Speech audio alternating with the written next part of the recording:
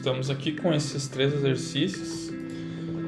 Exercícios básicos, provavelmente você já teve que resolver na sua universidade, no curso de algoritmo. Então, se tiver alguma dúvida aí, tu pode acompanhar que eu vou resolver esses 3 exercícios. Mas eu vou resolver eles em PHP. Basicamente, eu tenho um arquivo aqui, um index PHP. Eu estou rodando esse meu projeto pelo Champ. Então tá, tenho o Hello World aqui. Vou comentar ele para começar. Vamos começar por esse primeiro, que seria determinar se um número é par ou ímpar e positivo ou negativo.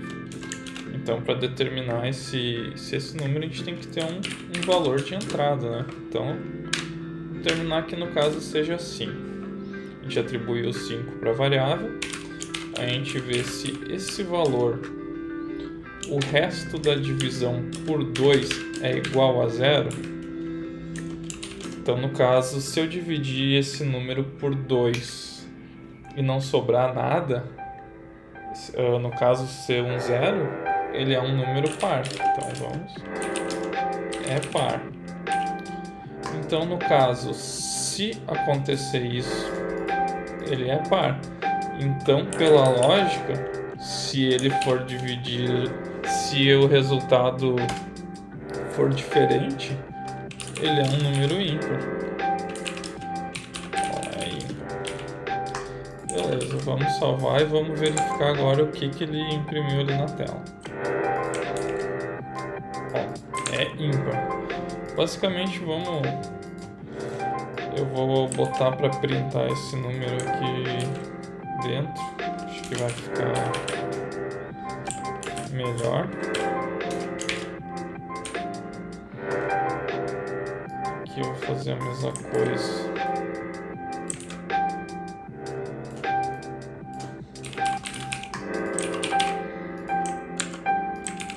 Ó, 5 é ímpar. Então vamos trocar esse valor aqui para, por exemplo, 6. Ó, 6 é par. Então é bem simples, né? Ó, 12 é par. 11 é ímpar. Basicamente, para descobrir então se o número é par ou ímpar, seria basicamente isso, né? Tu vê o resultado da soma dividido por 2, se não sobrou nada, ele é par, e se não, ele é ímpar. Então, assim, a gente já foi bem rápido, conseguiu resolver o primeiro caso, né? Bom, para essa segunda parte a gente tem várias estratégias, né? A gente poderia, dentro desse if, verificar se o número é positivo ou negativo. E o nome dessa condição, se vocês quiserem dar uma pesquisada, é a condição ternária, isso aqui, né? É bastante usado. Porque às vezes tu quer atribuir um valor a uma variável, tu não precisa printar, então assim acaba ficando bem menos linhas, né? E também continua bem legível. Mas a gente também pode já pegar antes e deixar numa variável, e quando imprimir aqui a gente já mostra, né, se ele é positivo ou negativo. Então a gente cria uma variável aqui. Vamos ver se o número é positivo. Então tá, a gente basicamente passa o value, né, que é o nosso valor. Se ele for maior ou igual a 0, então ele seria positivo, ok? E se não, ele vai ser negativo. Só para quem não sabe, isso aqui seria uma forma abreviada de fazer o if, né? Isso basicamente, ele está fazendo isso aqui, ó. Ele está pegando, não precisa passar o if, ele verifica a condição. Então, se depois da interrogação é o se for verdadeira, e depois é o se for o falso. Então, basicamente, ele vai verificar se o número for maior ou igual a 0, se for verdade, positivo, se não, negativo. Então, a gente já tem esse valor aqui. Então, a gente pode só passar aqui, ó. Ficaria o número é par e também e a gente passa a variável aqui. fazer o mesmo caso aqui. Vamos ver se deu certo.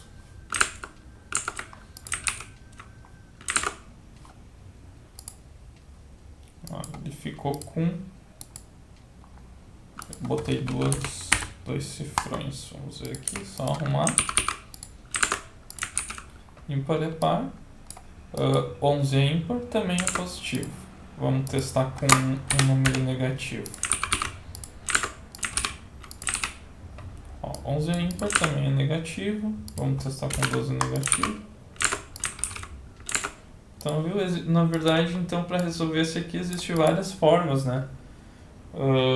O que eu resolvi aqui seria já pegar esse valor e verificar antes se ele é positivo ou é negativo, né?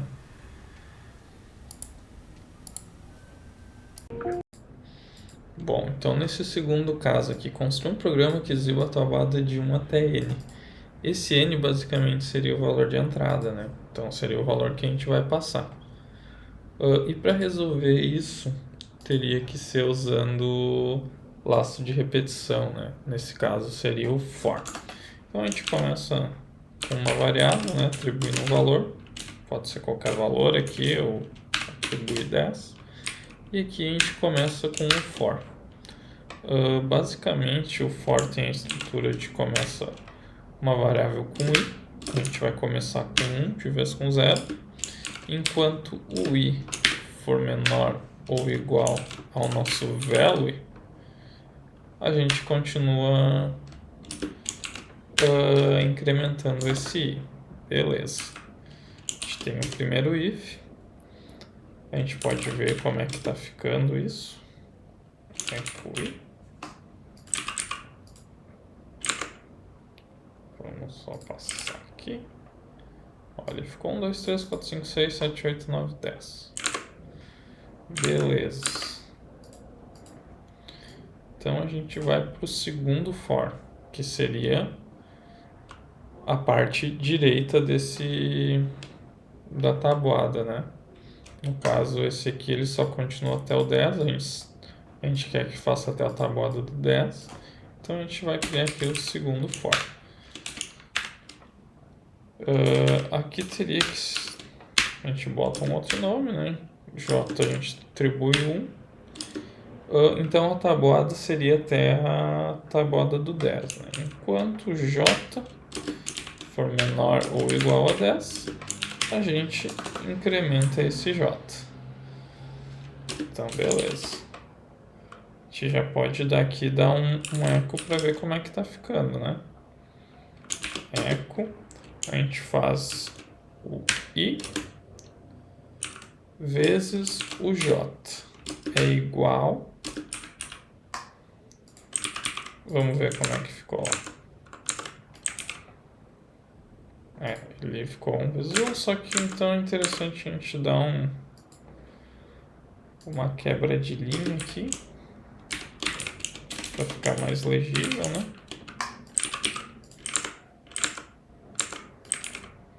Ó, ele já criou toda a estrutura da nossa tabuada, ó. A gente botou até 10.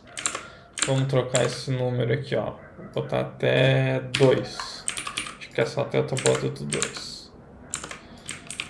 Ó, ele ficou até a tabuada do 2, só que ainda está faltando o resultado. Então, para fazer essa parte, basicamente aqui a gente concatena, a gente pode passar um parênteses, né?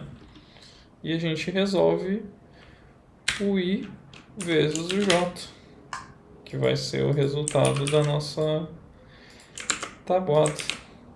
1 vezes 1, 1 vezes 2, 1 vezes 10, 2 vezes 1, 2 vezes 4. Certinho. Tem como a gente melhorar isso? A gente pode fazer uma divisão aqui, só para ficar mais legível, né? Em cada tabuada ali, ele dá uma divisão e aqui a gente bota mais uma quebra de linha. Ó, agora já ficou mais bonito. Então, para resolver a tabuada seria assim. Então, todo o valor que a gente for alterando aqui no código, ele vai criar a tabuada até esse número, ó. Por exemplo, até o 25.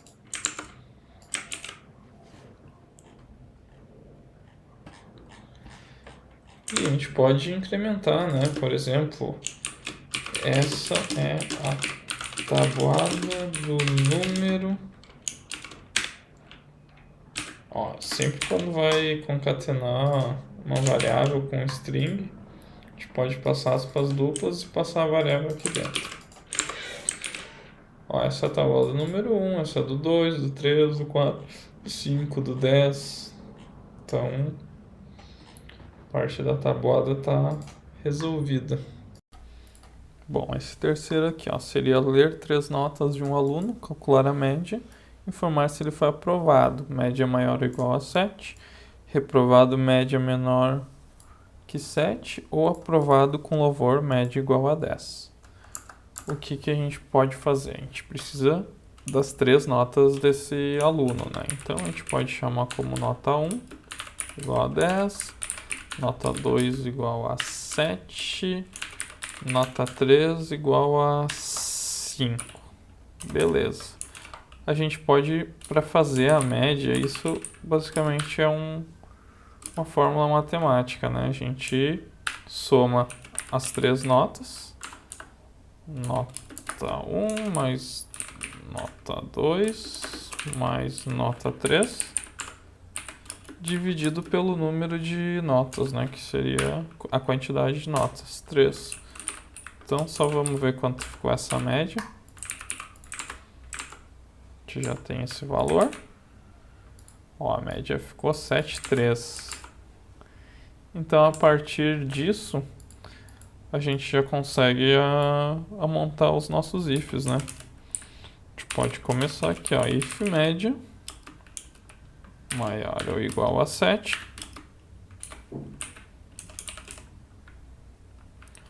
Ele foi aprovado.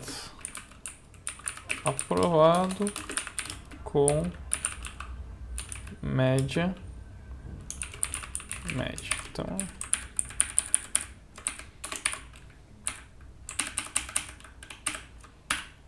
beleza, temos o primeiro if. A gente já resolveu essa parte.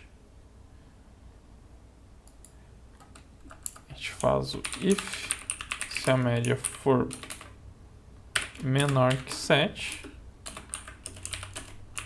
Eco reprovou, pois sua média foi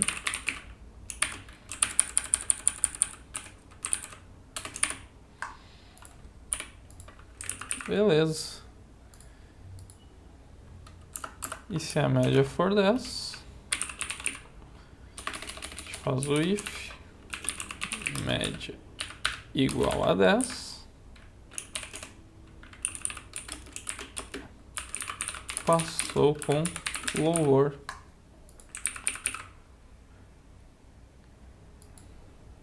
Ó, então aqui, ó, isso já teria uma pegadinha aqui, ó.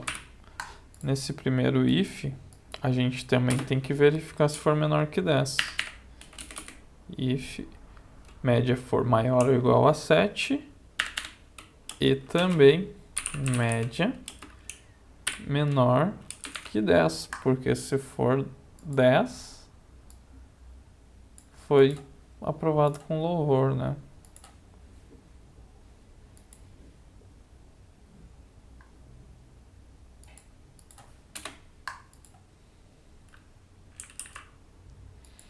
Beleza. Ou aqui no caso, a gente pode fazer um if média maior ou igual a 10. Mas daí a gente teria que limitar esses números aqui, né? Mas beleza, vamos ver como é que o que ficou nesse caso. Ó, aprovado com média 7,3. A média foi acima que 7 e abaixo de 10. Vamos botar tudo 10 para ver se ele vai cair no 10. Ó, passou com louvor. Ele fez 10 mais 10 mais 10, dividido por 3. A média ficou 10 com louvor. Vamos botar tudo abaixo. Vamos ver como é que... se ele vai cair no if menos que 7. Ó, reprovou, pois sua média foi 4,666. Então assim a gente já resolveu esse terceiro caso, né? Que seria o último.